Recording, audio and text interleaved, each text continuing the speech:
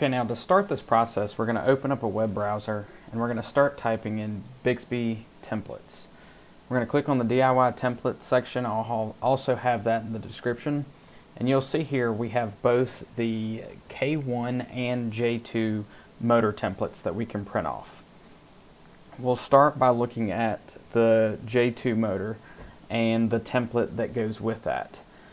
Be sure to remember, to print it just as Bixpy has it listed on the document. We're showing the J2 here. We're going to go back and you'll see that the K1 motor is slightly different. There's a cut in the front of the motor where the cable comes up. You'll have to cut that out. But as I said before, remember what the printouts tell you to do. Once we've done that, we'll go from here, have everything printed, and then the process will continue on. Alright, so now that we've gone through the process of printing off the templates, I have both the K1 and the J2 template here. And be sure when you're actually printing this, it's even written on the top, it says do not scale when printing, and then of course print actual size. That is very important, and there's several ways that you can check it here. Bixpy has put, if printed correctly, there will be a particular gap right here, so you can measure it afterwards just to double check. So there's a few things that you're going to need after you print off your templates. In my case here, I'm going to use, of course, a pair of scissors so that you can cut the templates out. I have a Dremel, so I'm going to be using one of these Dremel cutoff wheels. It's the 426W, and that will attach to my plug-in Dremel. This is a Dremel 200 with the flexible shaft, and I'll take this piece off when we're actually doing this. So that's that. And then what I normally do, I will also have a permanent marker so that after I cut the template off and tape it to the Beaver Tail rudder, I can at least make a Sharpie line in case for whatever reason, the template comes off, or if it gets slightly skewed, I can still see on the Beaver Tail rudder where that line is. So let me get everything ready to go, and we'll be back, be ready to cut everything out and place it on the Beaver Tail rudder.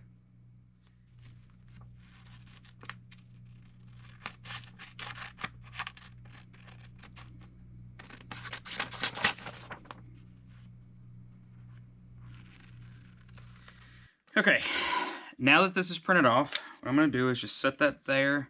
I'm going to take a piece of tape. I like using painter's tape because it comes off a lot easier.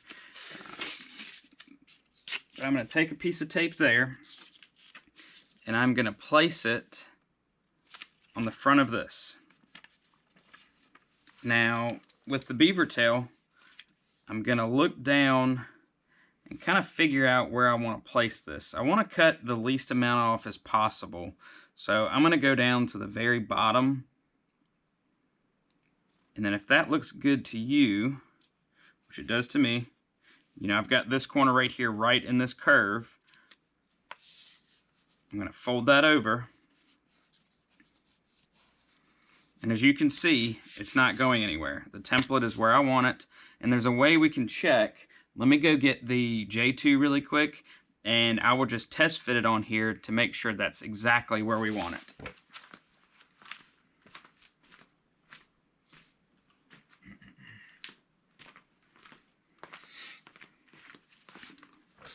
Alright, so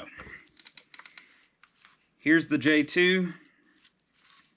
It's going to be sitting on the back of your kayak like that, and this is going to be pointing that way. So what I'm going to do, like I said, I'm just going to test fit. And that's pretty much where I wanted it. We're going to have more room, but we're going to have to cut this piece out. Don't mind that I don't have my nose cone on. I'll put that on later. But that's going to be the perfect spot.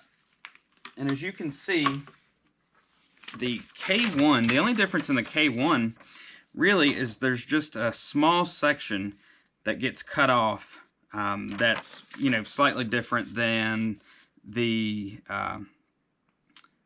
J2. So I'm going to cut this open, attach the Dremel, and what I'm going to do is only cut this bottom portion here. I'm going to start right here, cut that off, go around, and then cut this bottom piece. And then what I'm going to do after that is get my drill and then drill these holes out where the screws are that are going to attach the J2 to the Beaver Tail. All right, now that I've gotten the bottom half off of this, I'm going to go through and Dremel out this middle section.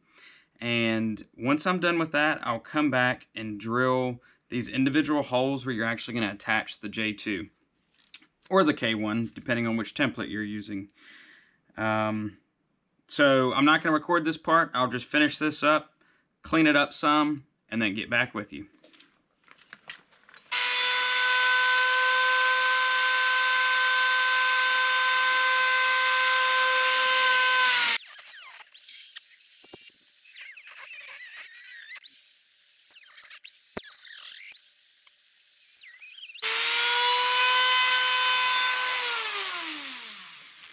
Now that I've cut the major sections out, I'm going to go back through with this sandpaper tool and then kind of round off everything and then continue just smoothing everything out so I don't have any jagged edges or anything like that.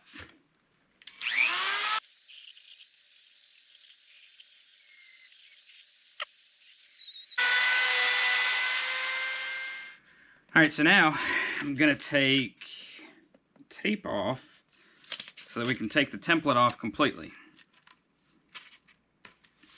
Now, let's see, I do have a knife here. So I'm going to take that and just take off any more excess plastic. It's not really going to hurt anything, but you know, I like to have everything nice and neat here. So just take off any plastic that we have left.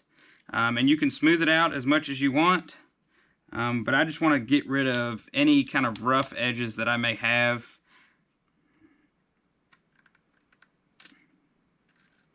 This kind of is a messy process, but it'll be rewarding once it's all done.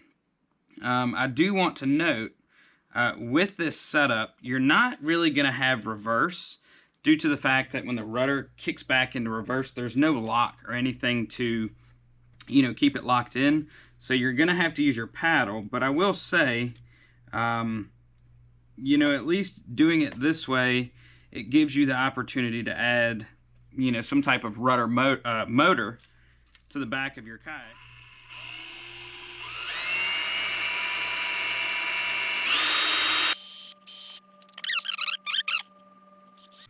Don't worry about the template getting messed up because, of course, we're not going to need it anymore. But be sure you're drilling in the same exact spot for all of these. And I would recommend after you're done with each one, just double check to make sure they're in the correct spot. Now we can take the template off completely and you'll see that you have your 4 holes drilled in there. I'm going to bring back my J2.